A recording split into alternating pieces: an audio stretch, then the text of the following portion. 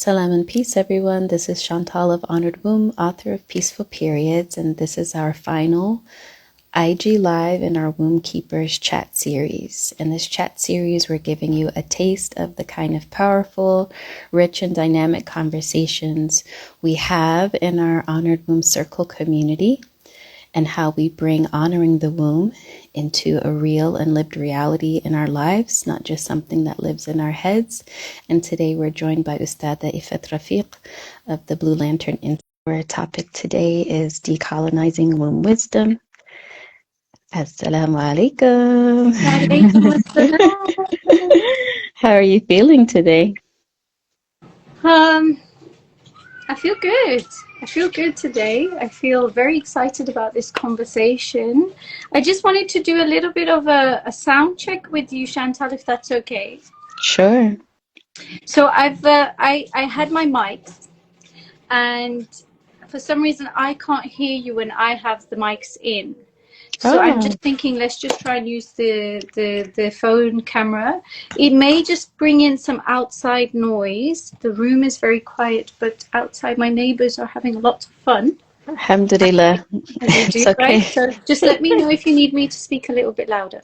No, you're great. I hear you very well and clearly. And, alhamdulillah that the children are happy. And yeah, definitely. Alhamdulillah. So thank you so much for joining. Thank you so much for joining me today and bringing up this topic of decolonizing womb wisdom. Both you and myself, we have a lot to share on the topic.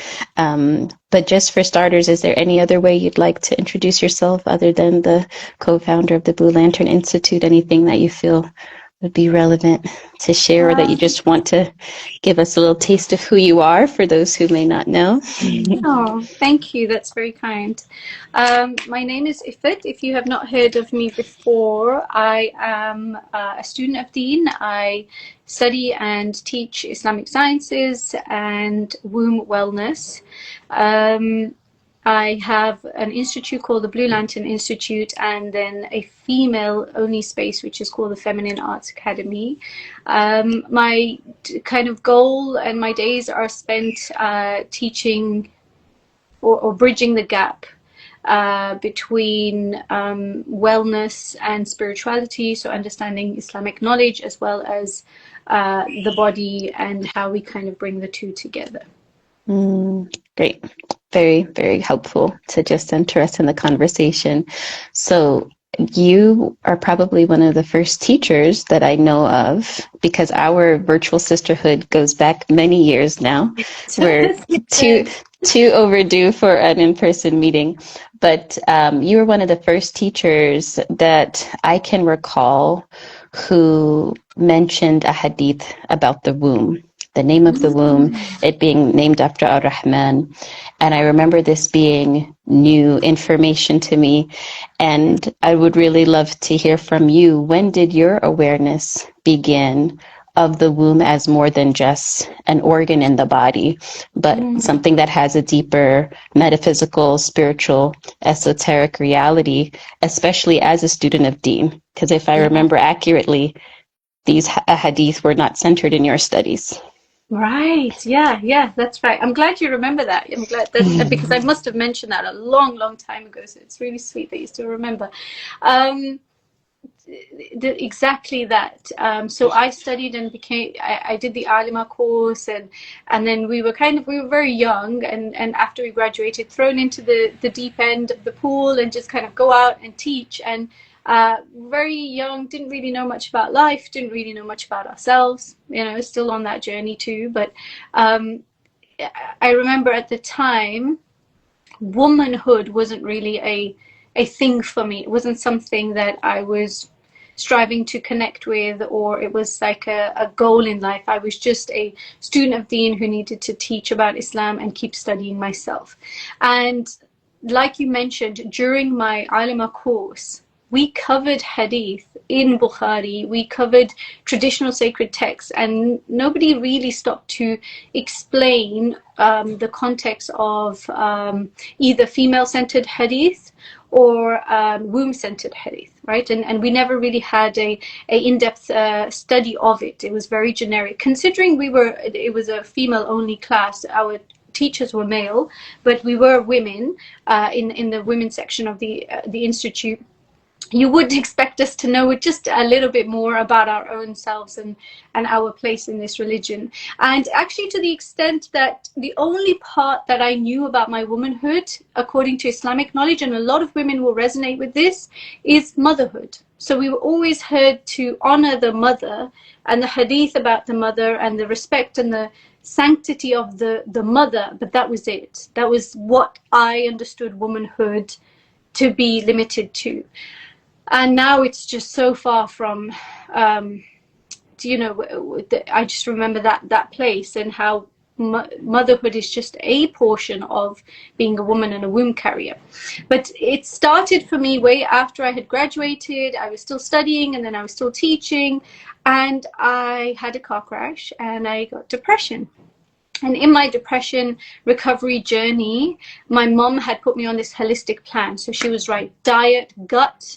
She was doing hijama on me. She was giving me bone broth. She was fixing my gut, fixing my physical environment. I moved back into her house. I was already married at this time, but I had moved back into her house. She was fully giving me the full holistic healing program. And in that time, she mentioned something like, you have a relapse around the same time every month. Look into it. Maybe there's something there.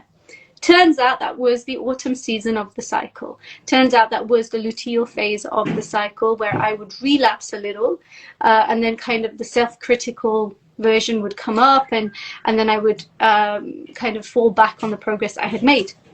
And so in that time, when I went and I started figuring out there are seasons, there are phases of the menstrual cycle, and that was the last missing piece to healing me from the rest of the work my mom had done for me. She had helped me in so many ways. And then there was this, something was missing, and learning about the seasons of the cycle and connecting with the womb was that final missing piece that then once I had it, I was able to recover entirely. Considering when I did have depression, I was on antidepressants, anti-anxiety tablets, and actually a whole concoction of medication. Within a year, I had fully, completely come off all my medication and feeling completely, entirely full and happy in myself. So the first time I really recognized my womb as something other than an organ, it was in that in my depression healing journey, and I realized that there is more at work here, and the fact that it's continuously communicating with me every single day on where the rest of my body is at. Yeah. Thank you. Thank you for sharing that. It's interesting how sometimes it's hardship that forces our awareness, right? Yeah, so I know for me, that awakening of my womb and my seasons, and realizing that there's this whole beautiful cycle happening that I'm clueless about, was after I had recurring pregnancy losses. So I had my first daughter, full-term pregnancy. So I thought, okay, everything's working. All systems go. The next one, I know that the system works. And then I had 2 recurring losses, and that's what really brought me back to my body. Like, wait, do you really digest how powerful this womb is? It's not just bringing forth life, it's orienting you, it's grounding you, and it's really a guide to how to care for yourself throughout the month. And then that led me on a journey. And now that brings me to the next question of, what resources did you find when this awareness started to show up for you? Where were you looking? I remember you attending different courses with other communities and other traditions. So tell us about those resources that you found in that journey. Yeah. So I think, let's just go straight into it. One of the very first books that I picked up was Queen Afua's book, The Sacred Woman. Something. Yes. And I just remember, even though the ideologies were different, there was so much that didn't align with my tradition and my practice of Islam. There was so much that didn't align. but that book was just so precious. Even till today, I have so much respect for Queen Afua and everything that she's done. I think she's 70 something years old now, and she's just left a huge legacy of womb wisdom and female wisdom and feminine wisdom. And so I'll always hold her in high regards in that sense for what she did for me as I came into this journey. I remember picking up that book, ordering it, picking up and reading it quite a bit, and thinking, there's something here. It didn't feel close to home. It still felt far away at this point, but I was like, there's something that she's talking about, something that I can't feel yet. I also then would start attending the first things that I could, Google searches, Eventbrite searches, where can I learn about womb, seasons, womb health, all this stuff. And there was a lot of new age spiritual circles. That was all that was out, actually. Back when I was trying to study about my seasons, there wasn't a single Muslim woman in the whole of the UK, because I tried to find it, that had maybe they were in private circles, maybe somebody was teaching it, but I had zero Muslim women to teach me about the seasons and so I was going to these gatherings where I would have to take the information that worked for me and actually decipher that's new age spirituality, that's a little bit devoid of God and divinity and tawheed, and so I was picking and I remember spending so much money on so many different courses, and sometimes in an entire course I would just take one thing because the rest of it just did not align with me, and I'd spend £100 on that course, and then I'd be like, none of that aligns, but this one sentence does, so I'm going to take that,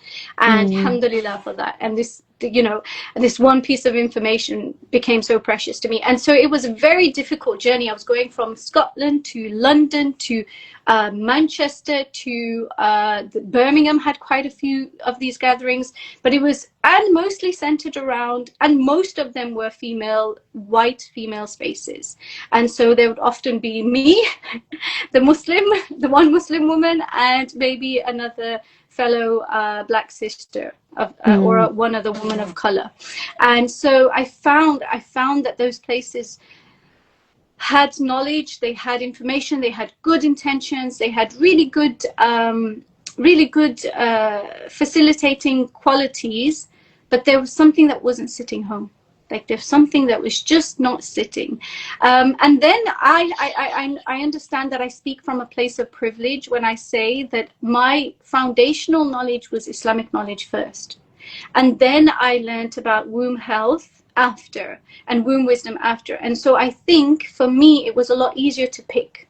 It was a lot easier to say that resonates, that works with our theology, that doesn't work with our theology, that works with our knowledge of God, that one doesn't.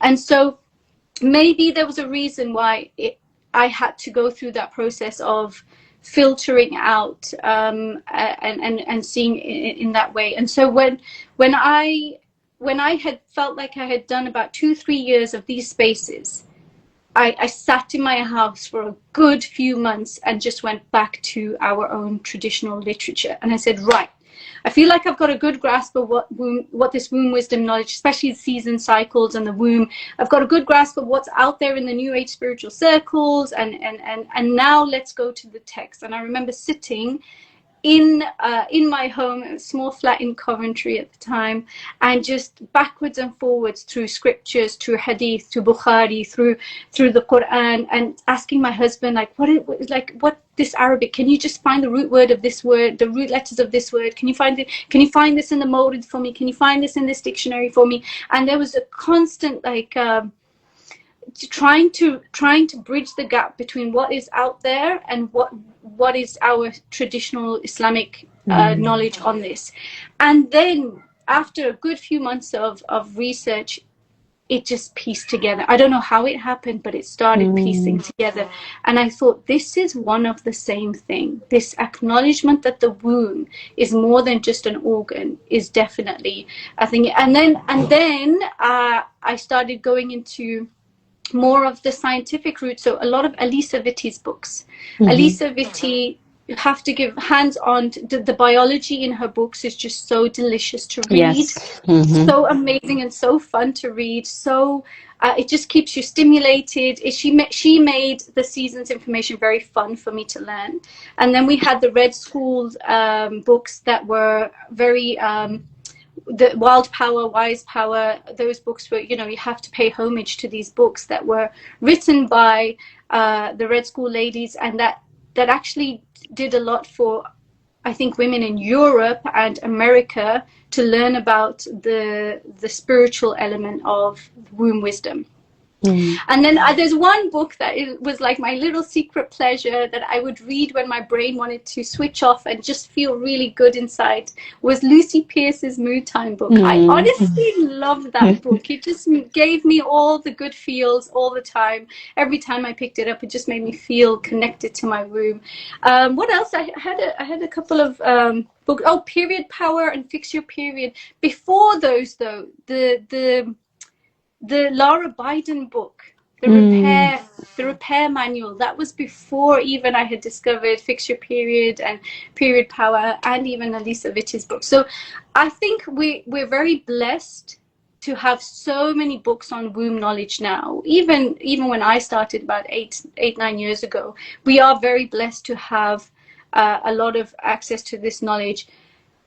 And then we saw this huge shift where now, in the Muslim sphere, isn't it incredible, Chantel? People like yourselves you have written a book and given it as a gift to our community. We have women who are multidisciplinary, so we have naturopaths doing workshops, we have ustadhas teaching, you know, the womb health, and it's just incredible how me 8-9 years ago trying to search for this information, and where we are now, almost a decade later, there's so much accessible information. It's incredible. And I almost no excuse too.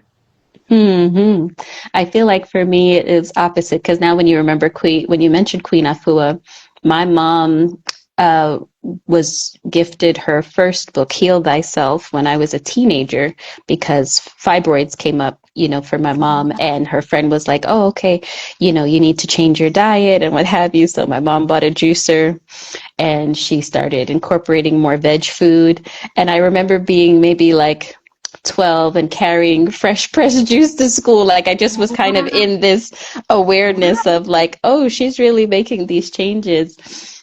So Queen Afua was kind of there in my consciousness, and I think it really peaked in college for me, where I was in circles. I used to go to sister circles with other women of color, and again, the womb would come up, and I was like, oh, this is new for me. But then I accepted Islam, and I didn't, like, the bridge didn't carry over. So I think some of that womb wisdom was there. But I think in accepting Islam and becoming, you know, understanding, you know, Islamic life and the understanding of the womb, I feel like maybe I lost some of that in that bridge, and then again had to kind of get back to that reconnection and that coming all together. So at what point for you did the idea of like, are the only resources for this outside of our community? You dove into the Islamic literature, but this idea of decolonizing this womb wisdom and coming back to our own traditions, do you feel like there was anything in you that felt like it's not possible for me to find this womb wisdom in my heritage? Or did you have any doubts if you were going to find what you were looking for in the Islamic literature? What was that journey of like reclaiming the sources of wisdom? I think when I was going through Islamic literature, I almost, and I know, and it sounds very nice to hear, but genuinely, I did not doubt that in Islamic literature there was going to be something. I could feel it. I hadn't found it yet, but I was just like, surely this makes sense, that the womb is more than just an organ. The womb holds emotion, the womb holds trauma, the womb is going to be is the center of the woman's whole body. This is her space, and that it's a metaphysical womb, and that it goes beyond just the physical. And I didn't have any doubts in that. It was just it was a struggle working with the Arabic and trying not to put my interpretations on it. That was really hard, because you know, when you want something so much, and often I see Muslim spaces do this now, Muslim women who haven't studied maybe Arabic so much, when we look at the English translation of a hadith or English translation of something, because we really want it to align with where we're at right now, we want to interpret it in a way that suits us best. Sometimes that's not the case, you know. Sometimes we accept Islam where it's at. We accept Islam with what the literature has been given to us. And so I remember the hardest part was, no, don't try and translate it how you want to translate it. Find the original root words, find the original meaning, find the interpretation. And one of my biggest struggles was that a lot of the tafsirs of the Quran, tafasir, were written by men, and it's almost kind of a given that they will attribute, especially from the tafsir literature that I was studying, they were attributing the womb to motherhood again and again and again, and there wasn't much more than that. And so my struggle was there. And then I started finding women who were more God conscious and more aware of God and divinity in the female feminine experience. And then I think the journey just went from that. And as I pieced it together, I started finding spaces where I would start the conversation, and then the ustadas and the sheikhas would actually share the information I've been seeking, but it wasn't under like, this is a womb event, this is this event. It was, I had to seek it out and say, Ustadha, what are your opinions on? Sheikha, what are your opinions on? And then I started to see a bit of a change, and I was getting the answers. So that was really nice. I had something I wanted to share. What was it? Allahumma salli ala Muhammad. Oh, a lot of my womb wisdom knowledge was happening at the same time that I was learning Ayurveda. And Ayurveda is from my heritage, because I'm South Asian and I'm Pakistani Azad Kashmiri. And so that means that when India was all one, Ayurveda was a thing. And if you kind of blend a little bit of Ayurveda with Unani Tib, that is what you would explain how my grandmother sees the world, right? My grandmother sees the world through Unani Tib, temperaments of food, and Ayurveda's heating foods, cooling foods, heating up the womb, cooling the womb. And so as I went on my journey, it's almost like, you know, the Alchemist book, where he has to travel all the way back. He travels around and then he finds the answer back home. He finds the treasure back at home. It's so ironic that I searched through every type of circle and every type of person, Muslim, non-Muslim, and then I come all the way back home. Back home to grandma. My grandma used to say, don't walk barefoot because your womb will get cold. Don't do this because it's going to bring dampness into your body. And now I'm on a journey, and obviously, you know, journey's going to continue for the rest of my life. Now I'm on a journey of actually, what was my Kashmiri heritage to do with this? What was me? And this is one of the reasons why I wanted to talk about this, Chantal, is that it's so important that we decolonize the womb wisdom spaces for brown and black and indigenous women, because we will not be able to fully embody womb wisdom into our lives, into our cells, until we understand who we are, understand where we've come from, understand our specific intergenerational trauma, our struggles. Because I went to many circles where they were talking about embodiment from a European perspective that just did not. Oh, can you see me today? Can you still see me? Yes, you're good. Got a notification. My time limit is up because I have a timer set on my Instagram, so it's just telling me that, hey, come off. I had to do that too. Yeah. So many of these spaces that I went to would tell me that this is how this is how you embody your healing journey, or this is how you start this, and this is how you connect with your womb, and it wouldn't connect with me. So, Mm-hmm. for example, I'm going to just give a real example for those who are listening. I come from Azad Kashmir. I come from the colonial, being colonized in India by the British. And on top of that, a separation, the partition had a huge impact on my grandmother. Till this day, my grandmother does not feel very rooted in one place, and the lack of home or the loss of home that she felt as a young girl when the huge partition happened, migration happened, people that she loved, she lost, people that, you know, there was a lot of trauma. I won't go into it. But so then my grandmother has held in her womb till today. She's 80 something years old, and till today she does not feel at home in her own body. This carried on through to my mother. My mother had this hypermasculine energy, and would the sentence would be, "Why did your mother never stay at home?" This was her. This is what I heard growing up. Why is your mom never at home? And now I look back at my grandmother going through the partition, and then my own mother and her own struggles and what she would spend her time in, and how she would distract herself from the discomfort of being, or the lack of feeling comfortable at home. And then I had this whole journey of constantly wanting to be doing things and be out there and not create a home space. And so understanding your own generational trauma helps you navigate womb wisdom that is suited to you. Now, a woman who was on the other side of history, a woman who was part of the colonizers, and not that it was her fault, not that she, you know, but a woman who was on the other side of history will never understand what it's like to feel rejected, hatred for yourself in your own body, in your own identity, in your own skin color, in your own belief systems. She will never understand what that feels like on a cellular level. She can try to understand, but it won't be a lived experience. So when she speaks about the womb and healing the womb, it's going to be worlds apart from when women who look like me, talk like me, have been through this, can understand this. Now, this is not to say that we don't study with people that don't look like us, that we don't learn and take from people that are very different to us. Well, actually, in fact, I really encourage this. I encourage that we learn from every type of woman, because wisdom and female wisdom is everywhere.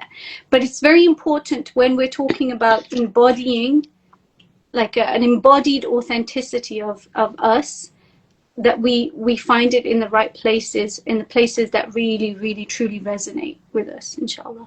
And I think also the balance, you know, the seeing this supremacy in one person's perspective and view as the standard, and everything else as like secondary, is really important.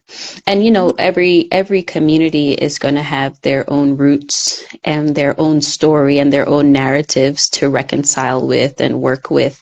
But like you said, giving space for realizing that our own narratives are unique to us, and we've had very unique experiences that need to be honored. I feel like for me, this idea of decolonizing womb wisdom. So for my family heritage, we're from Jamaica primarily. And I remember growing up, not a lot of openness and conversations around even menstruation, let alone care, self-care, the womb, much like immigrants around the world, you know, the idea that you have to earn your rest and you have to work hard. And, you know, Jamaicans have the stereotype of multiple jobs, having lots of jobs, working very hard, working a lot. So that's like the trope in our community. And I didn't see a lot of self-care. I didn't see a lot of reverence for honoring the body and the womb. And then I even have a younger brother who's 10 years younger than me. And I don't have any recollection of any kind of traditional postpartum care. I feel like periods and postpartums are those windows that really are a reflection of how do we see the womb in our cultures? Yes. How do we see the womb and its value? What do we do during our periods? Do we medicate and push through? Do we slow down and rest? Do we make tea? Do we hold space? And I feel like that's a microcosm for the postpartum as well. So in those two windows growing up, I didn't see a lot of reverence for holding women, holding the womb, Mm. honoring that our bodies are cyclical and unique and different.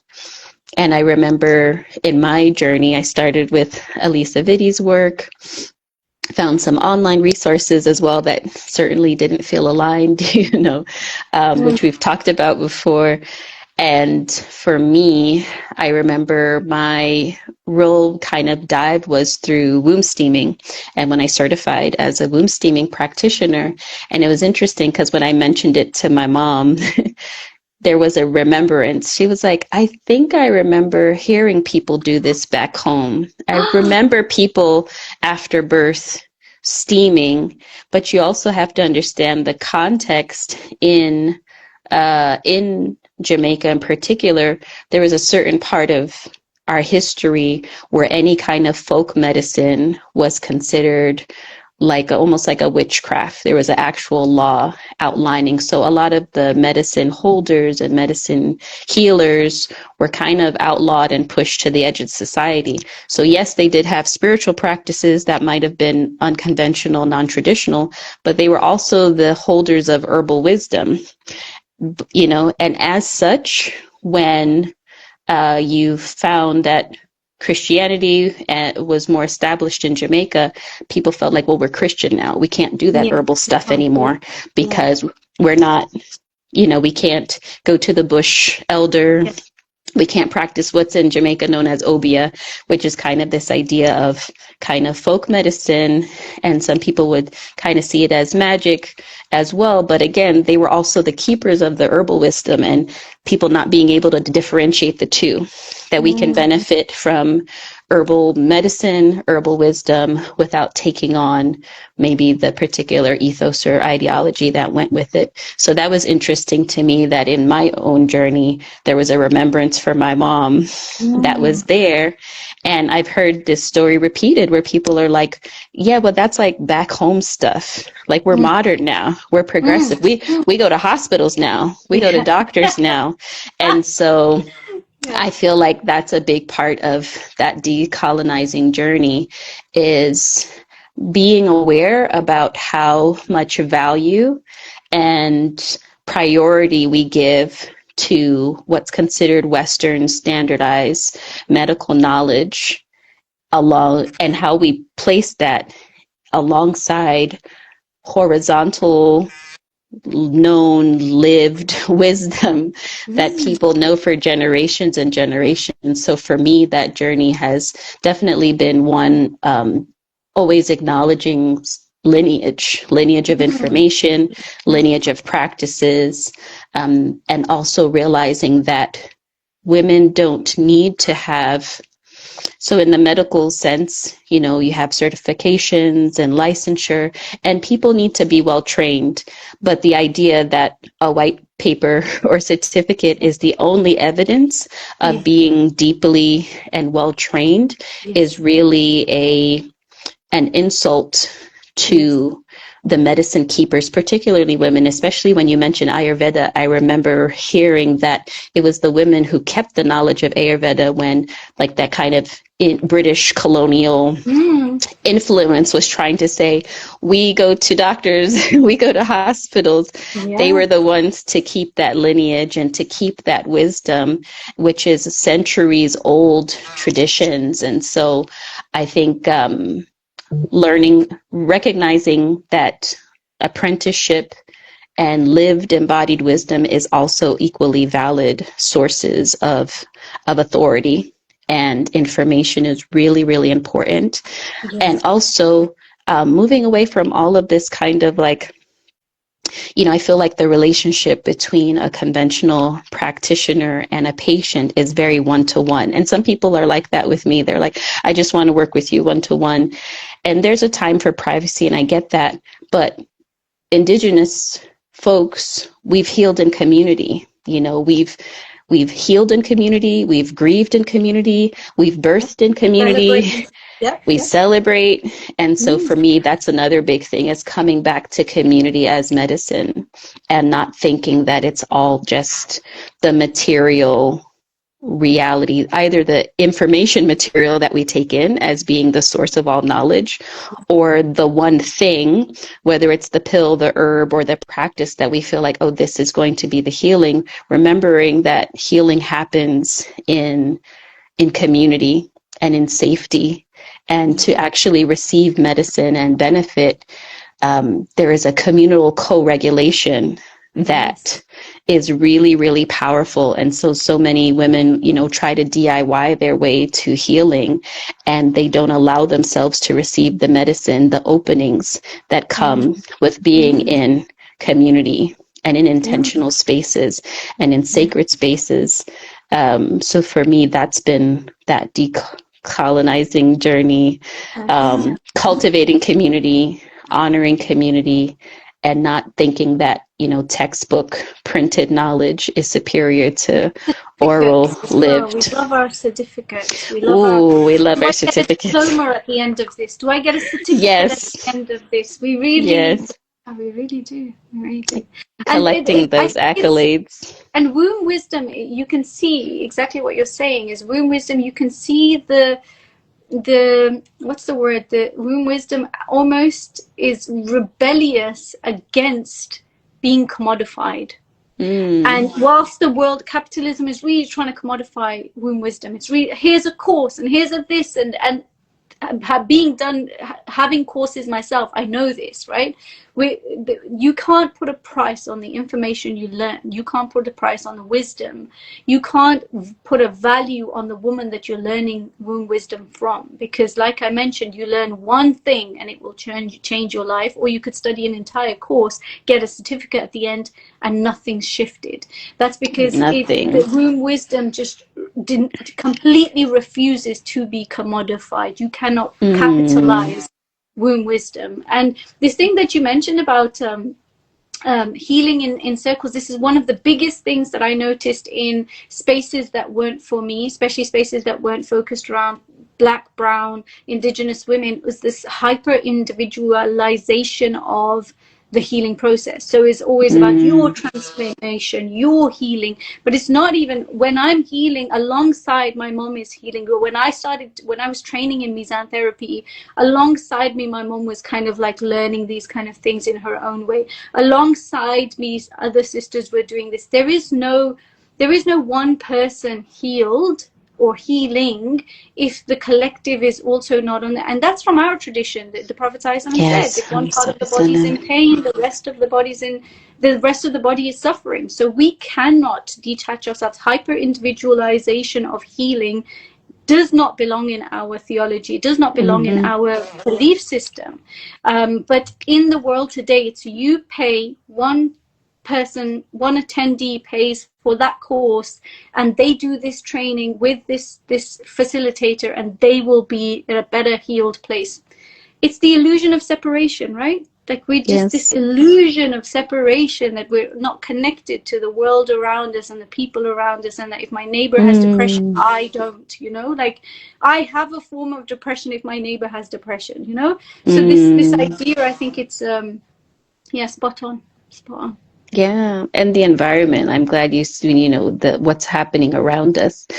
I live in Morocco now, and it was well known that before opening a particular Maristan, which was one of these holistic hospitals in the traditional Muslim world, they would hang meat in different parts of the city. And the part of the city where the meat took longest to rot was where they would have these locations. Can you hear me?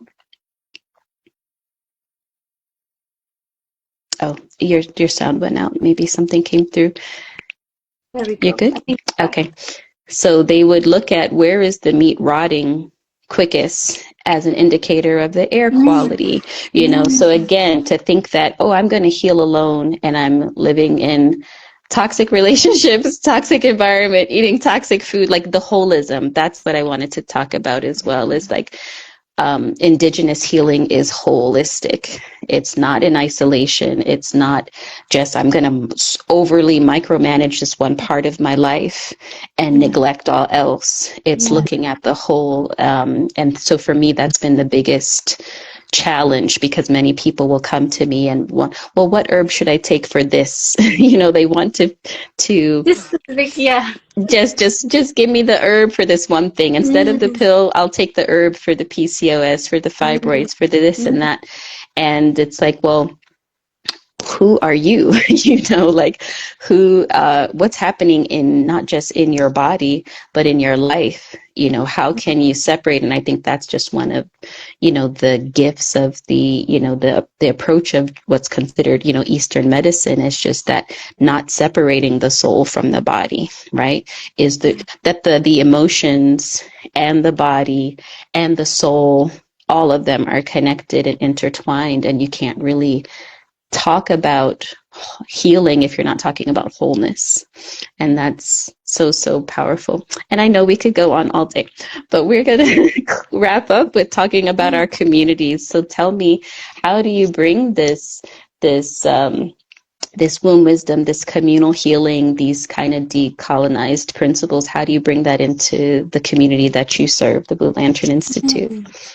So the Blue Lantern Institute is a space, it's an Islamic studies space alongside well-being. And so we continuously are it's a very unique space. There's no other space, I think, like it, where you can study hadith, you can study Quran, as well as study about your nervous system, about the sacred sanctity of the womb. I just did a session on womb steaming and herbs just now in the Wholesome Woman class, which we do every month. So the Blue Lantern space actually seems to be attracting such incredible, intelligent, conscious women who want to enhance in their deen, also keep that knowledge going, as well as really feel the embodiment of what it means to be a woman in this world, and consciously acknowledging my seasons, my cycles, my diet, my food, all of this stuff. And I do want to share that we have started in-person gatherings around the UK as well. So we have circle keepers that are, I think we have 6 different cities around the UK where circle keepers are holding these deep nervous system reset gatherings, where it's dim lights, just a little bit of herbal tea, a little bit of nuts for nourishment, and sitting and doing dhikr and resting throughout the winter months. Just for the winter months, we have this gift and offering for free for anybody who would like to come. And so that's currently happening as well. And yeah, just right now I feel like I'm at a point where the Blue Lantern has reached almost 5 years of running, and that just feels like a huge achievement, considering that when it started, we just didn't envision that it was going to take us around the world, and we were going to travel and teach for free in so many different countries, and that's all thanks to our Blue Lantern space. So if anyone is interested, please check out the Blue Lantern. But I did want to ask, Chantel, you have something starting soon, right? So we have the Honored Womb Circle. As you were saying, the number of years, we're going into our 4th year of the Honored Womb Circle. Congratulations. And so, like for me, it really started with being here on Instagram and sharing content, giving, sharing, and then getting DMs from women. I don't even know your name. You're just like a hashtag or a username. And people are telling me, oh, I benefited from what you shared. I'm pregnant now, or I don't have painful periods anymore. I don't have painful sex anymore. Like, I would get these messages and I'd be so touched, but it would be like, but who are you? I don't know you. I can't see you. And I really wanted to feel like there was a space that was our own, where we could know each other and cultivate connection. And so that's when I started the Honored Womb Circle, January 2023. And we are at the last day of our 50% off membership promotion today. And what our Honored Womb Circle looks like, I know. So what it looks like is we gather live every month. So we have a very active Telegram chat, but every month we we gather live online for a particular intention and topic. So we alternate between workshops that are related to anything connected to cycle healing, fertility, pelvic health and embodiment, or perimenopause. Then we also have group coaching sessions. And so if there's any questions for me that people have around their womb wellness, their hormone healing journey, it's open floor. And then this year we're adding Womb Studio, where we're actually going to do and learn practical skills together. And so, learning how to apply a castor oil pack, how to make herbal iron syrup, how to start up your womb steaming practice, how to do womb massage. So these will be live taught sessions this year. So I'm just really excited about what it's grown to become. And similarly, it just attracts so many beautiful women who know that they don't want it to just live in their heads. Like, they want this knowledge to live in their bodies and in their lives, and they want to leave a legacy so their daughters are not struggling in the dark the way that they were. And so that's what we're up to in our community. So if you have any questions, you can DM me, Womb Keeper. Today's the last day to join for 50% off.